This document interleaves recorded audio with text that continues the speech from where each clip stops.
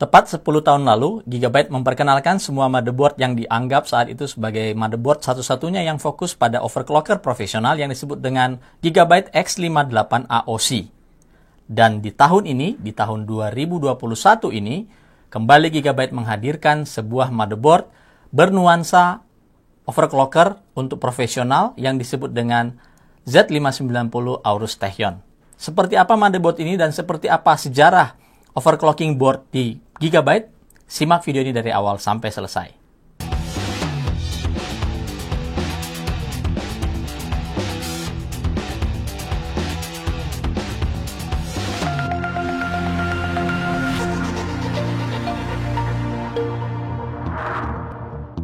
Di tahun 2011 yang lalu, Gigabyte memperkenalkan sebuah motherboard yang unik sekali, yang pada saat itu secara desain, kemudian secara fitur, itu benar-benar fokus pada only performance. Ibaratnya sebuah mobil balap di arena F1. Motherboard itu memiliki chipset Intel X58 saat itu dengan nama Gigabyte X58 AOC. 2 tahun berselang, kemudian Gigabyte memperkenalkan lagi motherboard baru dengan nuansa overclocking yang disebut dengan SoC Series dan SoC Force. Mulai dari chipset Z170, kemudian Z270, kemudian juga chipset-chipset sebelumnya seperti X99, ada hadir X99 SoC dan SoC Champion. Kemudian juga ada motherboard yang berbasis Z370, meskipun pada akhirnya motherboard overclocking tersebut tidak dijual secara retail. Nah, kesan dari yang pertama menggunakan chipset X58 OC itu terus dihadirkan, kecuali pada chipset Z490 dan Z370 tadi, di mana saat itu tidak bisa dijual secara retail karena alasan-alasan tertentu. Kembali dihadirkan lagi versi overclocking board dari Gigabyte itu dengan nuansa Aorus. Kali ini namanya berevolusi menjadi Aorus Tachyon, di mana Aorus merepresentatifkan sebuah branding motherboard Gigabyte di kelas premium. Meskipun agak terkesan agak gaming ya, karena Aorus itu sebenarnya gaming motherboard. Aorus Tachyon ini ada di samping saya saat ini, dan kita akan mengulas beberapa fitur yang ada di motherboard spesial ini hanya untuk kalian. Kita mulai dari melihat apa sih perlengkapan yang diberikan pada motherboard ini. Sementara unit motherboardnya sudah ada di sebelah kiri saya.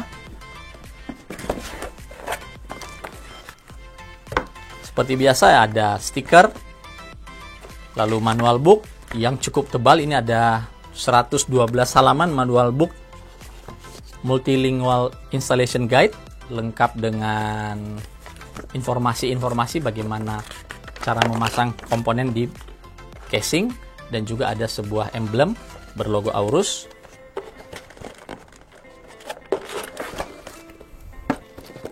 Lalu ada I/O Shield. I/O Shield-nya memang terpisah, tidak terintegrasi seperti motherboard Aorus lainnya, karena jika I/O Shield ini terintegrasi dengan motherboard ketika menggunakan kondisi atau pada kondisi ekstrim overclocking yang menggunakan liquid nitrogen ataupun dry ice, ini nanti bisa beku kalau dia menempel dengan bagian motherboardnya. Jadi ini sengaja dipisah. Kemudian ada thermistor untuk mendeteksi suhu di beberapa komponen. Lalu ada 4 buah kabel SATA braided ya. Lalu ada kabel RGB, nggak penting untuk overclocking. Lalu ada noise detection sensor cable. Ada mur dan baut untuk M.2, antena Wi-Fi, dan juga ada G-connector untuk memudahkan pemasangan ke dalam casing. Meskipun umumnya para overclocker tidak menggunakan casing, tetapi Aorus dan Gigabyte melihat ini satu opportunity untuk memperkenalkan dua dunia sekaligus bagi kalian yang ingin menggunakan motherboard ini secara casual juga. Oke, itu unboxing atau mengevaluasi komponen apa yang ada di paket penjualan Z590 Aorus Tachyon ini. Berbicara mengenai motherboard overclocking dari Gigabyte, tidak terlepas dari salah seorang overclocker ternama saat ini yang bekerja di Gigabyte yang bernama Haikuki. Saya mengenal dia sudah sejak tahun 2007 ketika pertama kali berkompetisi di Beijing. Saat itu juga menggunakan chipset Intel P35 dan disponsori oleh Gigabyte, dan saat itu dia belum bekerja dengan Gigabyte. Jadi Haikuki adalah orang di balik motherboard overclocking dari Gigabyte, termasuk Z590 Aorus Tachyon ini. Kemudian cara sejarahnya juga di Gigabyte sangat dekat dengan kompetisi global yang kita kenal dengan nama Gigabyte Open Overclocking Competition atau GOOC yang sudah berlangsung 3-4 kali, termasuk pernah kita mengadakan finalnya di Indonesia pada tahun 2010, final untuk region Asia dan Afrika, sedangkan umumnya untuk global finalnya dilakukan di Taipei, Taiwan sebagai tempat atau headquarter dari Gigabyte. Setelah itu, seiring dengan perubahan dan perkembangan zaman yang terjadi, overclocking competition hilang dengan sendirinya. Dan ini memberikan nuansa memorabilia yang cukup baik bagi saya, punya kesan tersendiri dengan komunitas overclocking secara global, secara internasional, di mana juga beberapa overclocker Indonesia cukup memiliki nama di sana. Kita tahu seperti Alpha Jonathan atau Lucky Noob yang biasa dikenal dengan Lucky Noob, salah seorang overclocker Indonesia yang juga pernah mengikuti kompetisi GOOC di beberapa tahun yang lalu. Oke, mari kita lanjutkan dengan mengulas apa saja fitur dan apa saja keunikan dari Z590 Aorus Tachyon ini. Pertama kita mulai dari dimensi atau form factor. Form factor motherboard ini sedikit unik, dia menggunakan form factor extended ITX. Jadi dia agak sedikit lebar untuk mengakomodasi beberapa fitur yang sangat khusus memberikan kemudahan bagi para overclocker. Kemudian kita bisa melihat bagaimana heatsinknya ini sangat-sangat masif sekali, sangat besar sekali untuk melepaskan panas yang lebih optimal di atas VRM. Seperti kita tahu, VRM adalah dapur pacu yang maha penting bagi semua motherboard karena VRM yang bertanggung jawab mensuplai daya ke prosesor yang kita pakai. Dan juga VRM akan menentukan sestabil dan setinggi apa prosesor itu akan di overclock. Meskipun pada akhirnya memang akan sangat tergantung dari silicon layer 3 atau yang biasa kita sebut dengan prosesor binning. Kemudian kita lihat dapur pacunya, motherboard ini dilengkapi dengan 12 plus 1 fasa. 12 fasa ini hanya untuk prosesor saja, dengan kapasitas per fasanya itu memiliki rating 100 ampere menggunakan solusi dari Visay SiC 840, dan menurut kami ini adalah fasa yang paling tinggi kapasitasnya up to date sampai hari ini, sampai video ini dibuat, 100 ampere per fasa, sehingga total untuk prosesor itu mampu mensuplai daya atau current sebesar 1200 ampere. Masif, overkill, ya, tapi begitu kita sudah main di extreme overclocker, ini semuanya akan menjadi hal yang biasa-biasa saja. Hal kedua yang unik adalah memori DIM-nya hanya ada 2, tidak 4. Kenapa memori DIM-nya hanya ada 2? Dan kalau kita lihat secara strukturalnya di motherboard, memori DIM ini posisinya sangat dekat sekali dengan prosesor. Pertama, untuk menjamin sinyal yang optimal ke kedua slot DIM ini, dan dengan 2 slot DIM itu tidak akan ada interferensi. Jadi kita bisa mencapai overclocking memori yang paling maksimum. Ini halnya mirip dengan motherboard mini ITX, di mana motherboard mini ITX pada umumnya memiliki speed memori jauh lebih tinggi dibandingkan motherboard yang memiliki 4 DIM. Mini ITX pastinya hanya memiliki 2 DIM ya, tidak ada 4 DIM-nya. Ini juga yang dibawa oleh si Z590 Aorus Tachyon ini agar bisa memberikan kesan performa memori yang paling tertinggi. Oke, kita akan coba menelanjangi, membuka heatsink yang ada di motherboard ini dan kita lihat apa yang ada di baliknya. Kita mulai membahas rancang bangun dari motherboard Z590 Aorus Tachyon ini. Kita mulai dari suplai daya ke motherboard ini, ada 2 buah 8 pin EPS yang memfeed daya ke prosesor yang kita gunakan. Ada 2 buah di sini. Kemudian untuk dapur pacunya, untuk VRM-nya menggunakan kombinasi antara PWM controller dari Intersil ISL 69269 yang mampu mengatur hingga 12 fasa, dan di motherboard ini kita lihat ada 12 fasa untuk prosesor sendiri ya, dengan masing-masing berkapasitas atau memiliki rating 100 ampere yang menggunakan solusi VRM ataupun power stages di DRMOS 100 ampere dari Visay SiC 840. Jadi kalau kita bayangkan di sini ada total 1200 ampere yang bisa di-feed ke prosesor jika dibutuhkan. Dan ini VRM-nya tidak memiliki doubler atau twin mode, ini adalah direct phase. Dan satu phase lagi itu untuk memfeed daya untuk VCC GT yang ada di prosesor. termasuk itu EMC dan IGP jika ada. Lalu sebagai filteringnya, in and out, filteringnya itu menggunakan solusi yang sangat premium, yang sangat digemari oleh para overclocker, yaitu solusi tantalum polymer kapasitor metrik. Kita bisa lihat di sini berjejer kapasitornya. Jadi kita tidak melihat ada kapasitor bundar yang biasa kita temukan pada motherboard seperti biasa. Dengan menggunakan tantalum kapasitor ini juga sangat mudah untuk melakukan insulasi ketika mau melakukan overclocking ekstrim menggunakan liquid nitrogen atau media lain yang memiliki temperatur di bawah 0 derajat atau sub-zero. Kita membahas mengenai memori. Tadi sudah diinformasikan bahwa di motherboard ini hanya memiliki 2 slot memori dengan maksimum yang bisa terpasang adalah 64 GB, 32 GB kali 2 dual channel. Kenapa? Karena ini adalah motherboard untuk balapan.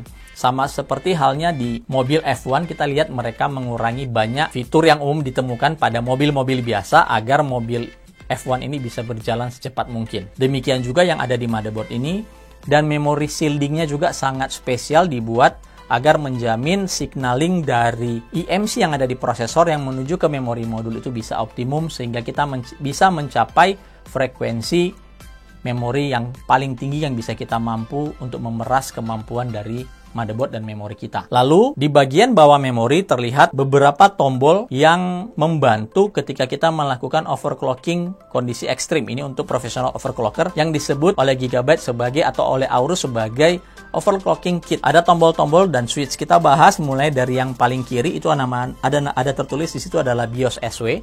BIOS SW fungsinya ini adalah BIOS switch, di mana kita bisa mengatur boot sistem kita dari BIOS utama atau BIOS cadangan. Kita tinggal geser ke angka 1 atau angka 2. Kemudian di sebelahnya, di bawahnya ada yang namanya BIOS SB atau Single Bias Mode. Dengan Single Bias Mode, kita akan mematikan fungsi atau fitur dari Dual Bias yang bisa melakukan recovery. Dengan Single Bias, saat kondisi ekstrim ini jauh lebih aman dibandingkan ketika Dual Bias, di mana Dual Bias pada kondisi tertentu, dia akan trigger untuk melakukan booting dari backup bias, sehingga SB switch ini berfungsi untuk memaksa booting itu dari BIOS pertama atau BIOS kedua atau BIOS utama atau BIOS cadangan, seperti itu.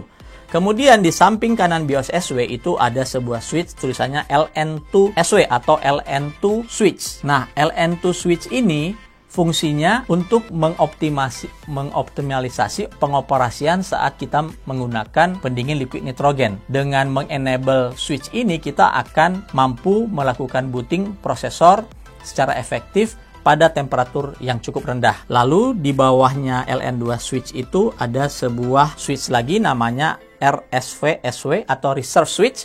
Ini sangat unik dan ini hanya untuk para advance. Kita bisa memanfaatkan switch ini untuk mengaktifkan satu single phase dari VRM dialokasikan untuk keperluan lain. Contohnya, pada saat overclocking yang sudah ekstrim, ada kadang-kadang terjadi yang namanya DMI bug, di mana sistem menolak boot atau sistem blue screen karena terlalu dingin. Terlalu dingin ini berdampak pada jalur DMI yang berkomunikasi antara prosesor ke motherboard, dan ini perlu di-avoid atau perlu diatasi. Dengan cara apa? Kita melakukan hot wire dari salah satu kapasitor di belakang dari soket prosesor, kemudian kita hubungkan ke single fasa yang kita aktifkan melalui reserve switch ini.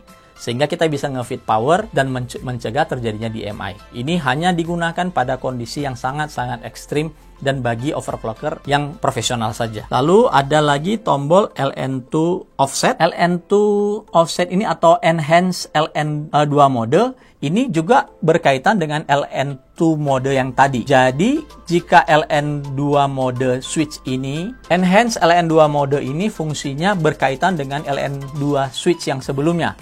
Jadi kita harus set dulu LN2 switch di set kedua atau diaktifkan, bukan ke nomor 1. Kemudian kalau kita mengenable LN2 mode enhance ini, ini akan mencegah yang namanya cold boot atau di mana kondisi prosesor tidak dapat booting pada temperatur tertentu yang terlalu rendah. Lalu OC trigger switch fungsinya untuk menurunkan secara instan frekuensi prosesor pada kondisi yang terendah.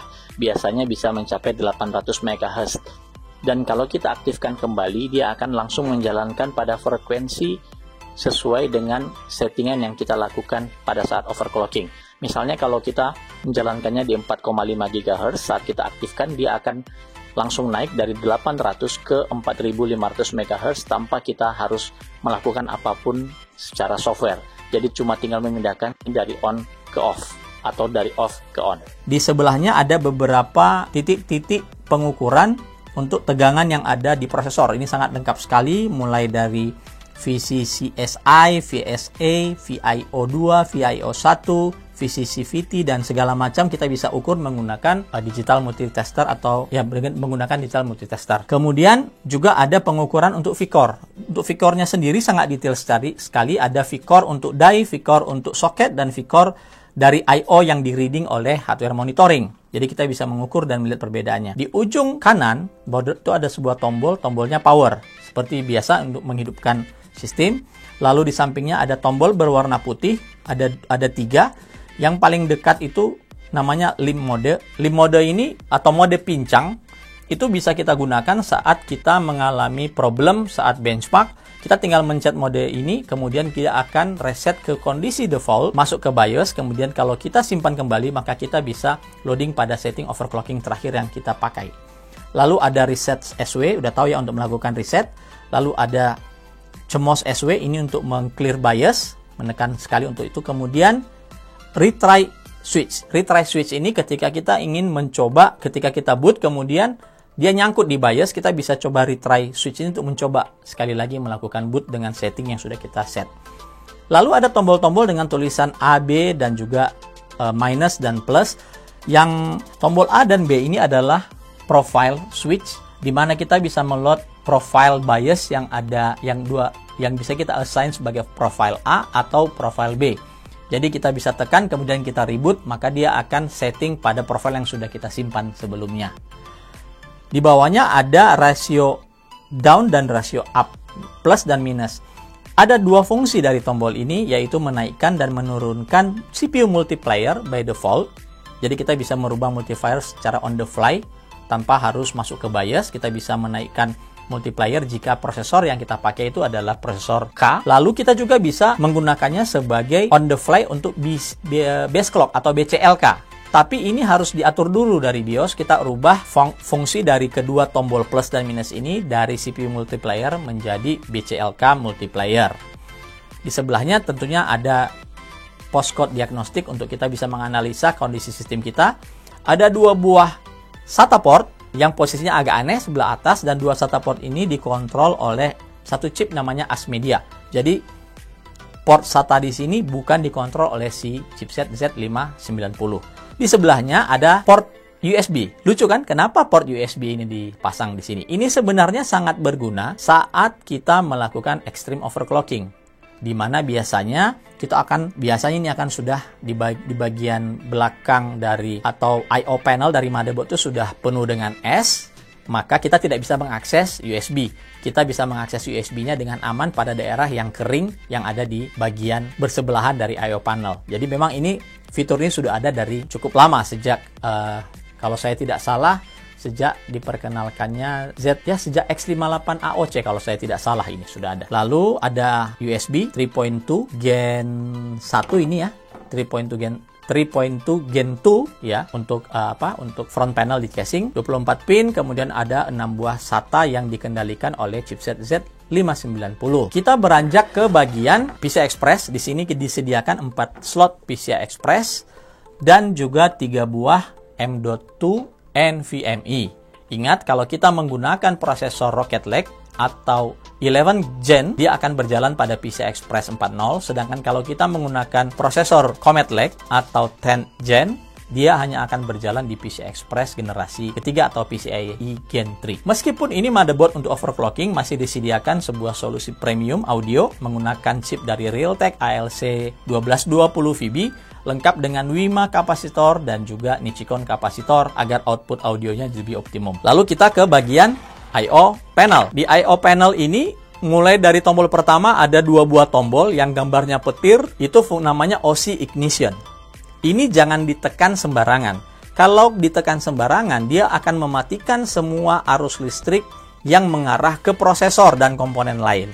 Meskipun kita sudah menekan tombol on di power supply atau di casing kita, atau kita sudah memencet tombol power di motherboard.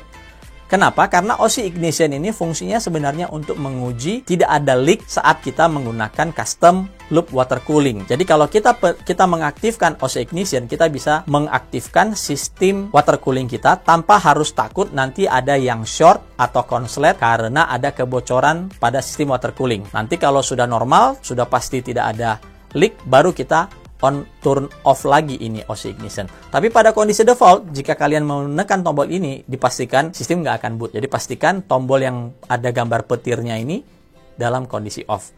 Lalu di atasnya itu untuk melakukan QFlash Plus, yaitu update BIOS tanpa harus memasang prosesor, memori, dan kartu grafis.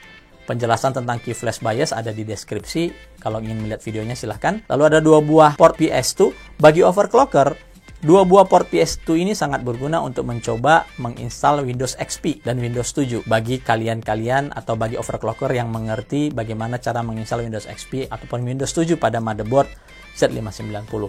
Ada beberapa port USB mulai dari USB 3.2 Gen 1, kemudian 3.2 Gen 2, kemudian juga ada port USB Type-C dengan kecepatan 20 Gbps atau USB 3.2 Gen 2 by 2. Lalu ada 2,5 gigabit LAN, ada antena untuk WiFi, dan juga output audio yang cukup komplit termasuk SPDIF. Jadi meskipun dia motherboard untuk overclocker, fitur-fitur utama dari sebuah motherboard yang umum ditemukan juga masih bisa ditemukan atau bisa didapatkan di Z590 Aorus Tachyon ini. Untuk PCB-nya sendiri, Z590 Aorus Tachyon menggunakan 8 layer PCB, dan kita bisa lihat di belakang PCB motherboard di bagian VRM kita tidak menemukan ada satu chip doubler.